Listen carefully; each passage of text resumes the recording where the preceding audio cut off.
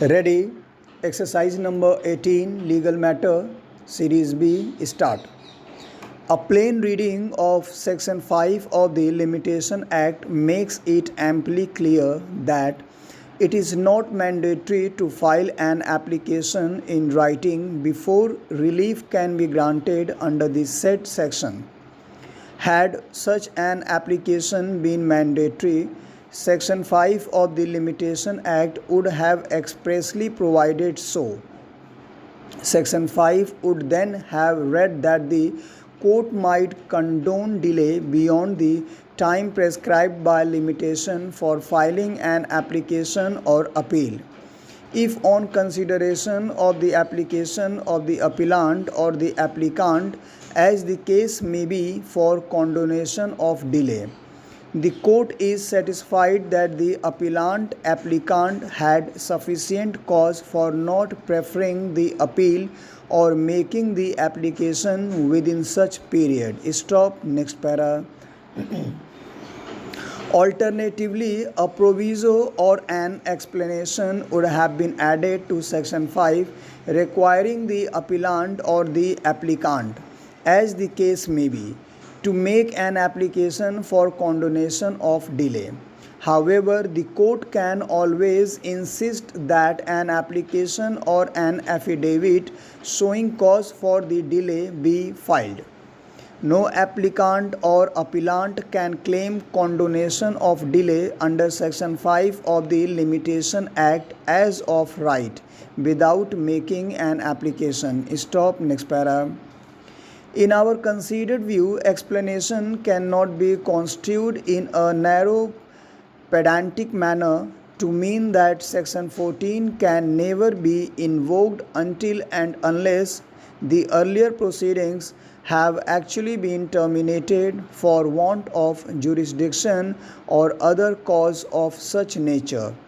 Explanation, which is clarificatory, only restricts the period of exclusion to the period between the date of initiation and the date of termination.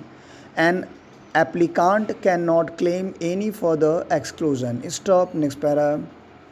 To cite an example, if a party were to file a suit in a wrong forum to enforce payment of money secured by a mortgage or charge upon immovable property for which the prescribed period of limitation is 12 years, after expiry of 3 years from the date of accrual of the right to sue, and then file an application under Section 7 of the IBC after dismissal of the suit for want of jurisdiction, that applicant under Section 7 of the IBC would be time barred, since such party would not be entitled to exclusion of any period of time beyond the date of institution, and party would not be entitled to exclusion of any period of time beyond the date of institution and date of termination of the earlier proceeding.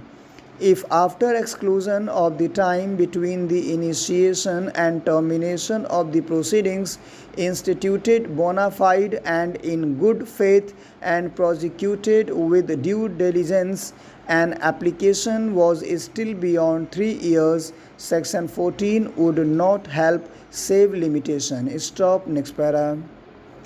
To cite another example, if civil proceedings were initiated in a wrong forum in good faith and prosecuted with due diligence, but after the proceedings ended, time was wasted by making frivolous, meritless applications, the applicant would only be entitled to exclusion of time from the date of initiation till the end of the proceedings initiated in good faith and bona fide and pursued diligently, and no more.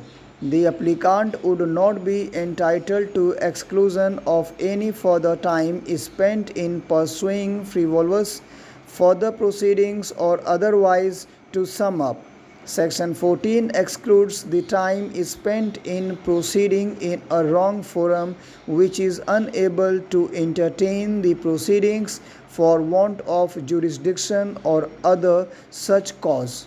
where such proceedings have ended.